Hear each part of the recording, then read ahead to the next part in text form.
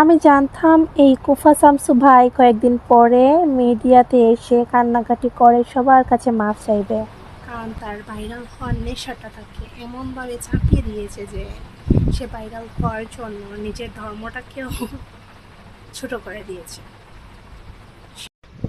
Viral, এই ভাইরালের দরকার কি ভাই? যদি তোমাকে মানুষ নেগেটিভলি দেখে, যদি তোমাকে দেখে মানুষ তোমার প্রশংসা না করে, তোমাকে বকা দেয়, তাহলে এইসব ভাইরালের কোনো মানে আছে বলে আমি মনে করি না। জানি না দর্শক আপনাকে কিভাবে নিচ্ছে। যদি বাঙালি, আসলে বাঙালিদের অনেক হচ্ছে কি ওই মানে কি বলবো, আবেগ বেশি, বুঝছো? মানে আবেগ কন্ট্রোল করতে পারে না। যখন দেখে যে কেউ লাইভে এসে বা ক্যামেরার সামনে এসে কান্নাকাটি করতেছে, নিজের ভুল বুঝতেছে, নিজের ভুল বুঝে ক্ষমা চাচ্ছে, তাহলে করে কি তারা হচ্ছে ক্ষমা করে দেয় এবং তার আসলে যে সে কী করছে না করছে সেগুলো ভুলে যায়। এগুলো হচ্ছে বাঙালিদের দোষ। হুম, এগুলো হচ্ছে বাঙালিদের দোষ। দেখেন, সে একজন মাওলানা, সে একজন ওয়াজ করতো, মাহফিল করতো, দিনের কাজ করতো। তো সেগুলো ছেড়ে সে কী করছে? ভাইরাল হওয়ার নেশায়, নায়ক হওয়ার নেশায় সে কী করছে? সব কিছু ছেড়ে দিয়ে টিকটকার, প্রতিবন্ধী ইয়াতে নাম লেখাইছে। যাই হোক, প্রতিবন্ধী ইয়াতে নাম লেখাইছে, ভালো কথা। তো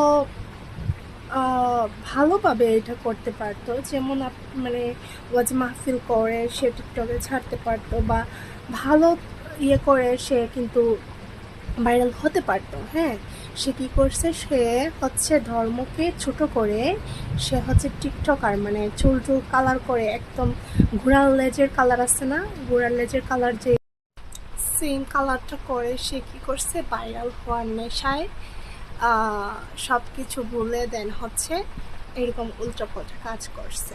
তো যখন এগুলো দেখছিলাম ভিডিও যে ও এরকম করতেছে, বা বিভিন্ন ইউটিউবাররা ওর ইন্টারভিউ নিচ্ছে, মোটামুটি সে ট্রেন্ডিংয়ে আছে, ভাইরাল হয়ে গেছে, তখন আমি এটা বুঝেই গেছি যে সে কয়েকদিন পরে সে ক্ষমা চাইবে। ওই যে আরেকটা ছিল না ওই টিকটকার, যেটা মানে হাফেজ থেকে টিকটকার হয়েছিল, তো দেখলাম যে ওর সাথেও ওই ছেলেটার ভিডিও আছে। তার মানে হচ্ছে কি, ওর মানে প্রথমে ওকে ভাইরাল করলো সবাই।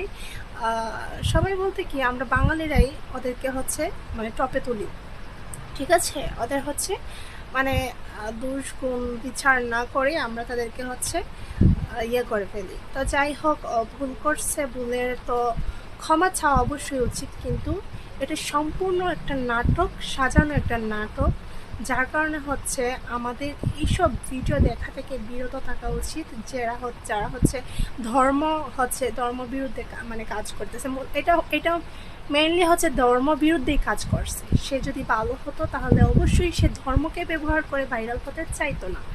সে ধর্মকে ব্যবহার করে সে হাফেজ মাওলানা থেকে টিকটকার হয়ে সে ভাইরাল হতে চাইছে। তার মানে সে কত বড় অন্যায় করছে সেটা আল্লাহ একমাত্র জানেন, ওকে ক্ষমা করবেন কিনা। বাট আমি মনে করি আমরা ওকে ক্ষমা না করাই উত্তম। কারণ হচ্ছে ও যে অন্যায়টা করছে এটা আসলে ক্ষমার অযোগ্য, ঠিক আছে? তো আজকে আর কিছু বলতে চাই না। তো আমি কি বলবো, যদি কোনো ভুল